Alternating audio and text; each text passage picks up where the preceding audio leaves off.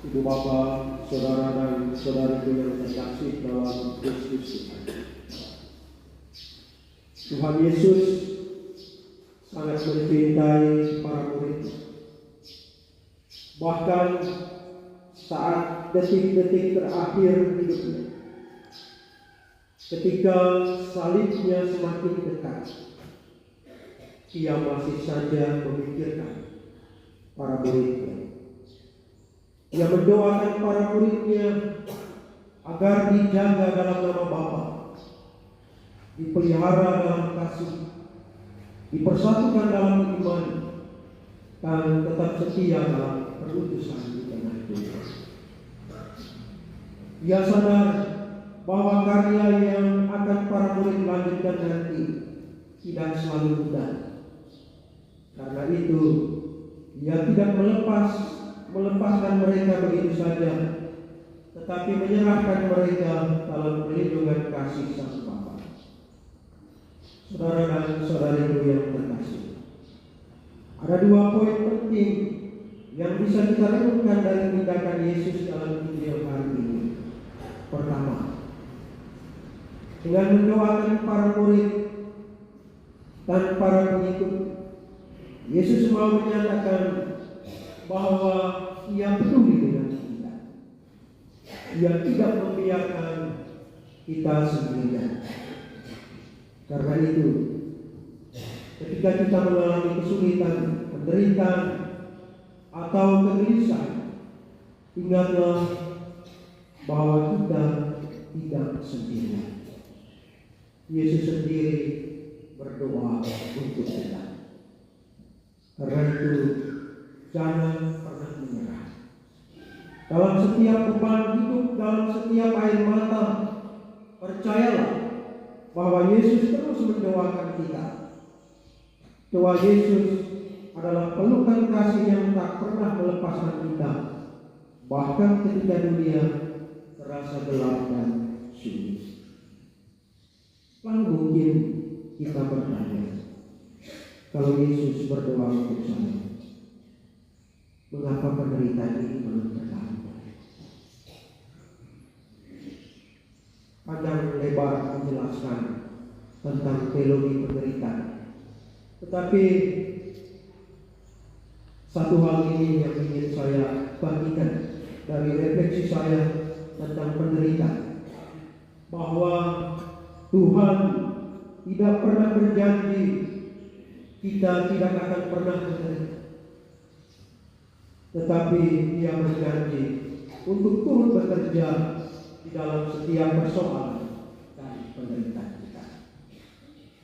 Hal kedua yang bisa kita renungkan dari tindakan Yesus dalam Injil hari ini adalah Yesus memberikan teladan agar kita juga harus sisihkan waktu untuk berdoa, sebagaimana juga yang dilakukan oleh para murid Yesus dan Ibu Maria yang kita dengar dalam bacaan pertama. Karena itu, jikalau Tuhan Yesus saja mendoakan kita, maka semestinya kita juga harus berdoa untuk diri kita sendiri. Berdoa untuk keluarga, untuk suami, berdoa untuk istri, berdoa juga untuk anak-anak, berdoa untuk orang tua, berdoa untuk kepentingan gereja, dan juga berdoa untuk kepentingan bangsa. Jangan lupa berdoa juga untuk kami kalau para imam dalam Ekaristi itu setiap hari berdoa dalam kesatuan dengan Bapa Suci. Ada bagian tertentu dari rumusan doa. Kita berdoa bukan supaya Tuhan mengambil alih masalah kita, tetapi kita berdoa pertama-tama supaya kita tetap bersatu dengan Allah, supaya hidup kita selaras dengan kehendak Allah. Kata-kata kita, pikiran kita, kemauan kita pun saat kesulitan menimpa kita, saat kita menderita, kita berdoa bukan supaya Tuhan membebaskan kita dari penderitaan, tetapi supaya mampu berjalan di tengah penderitaan.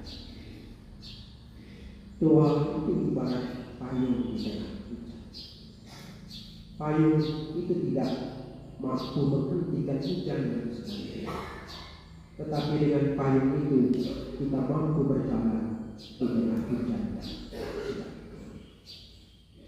Kita juga berdoa supaya kita menemukan kehendak Allah di balik setiap peristiwa hidup kita.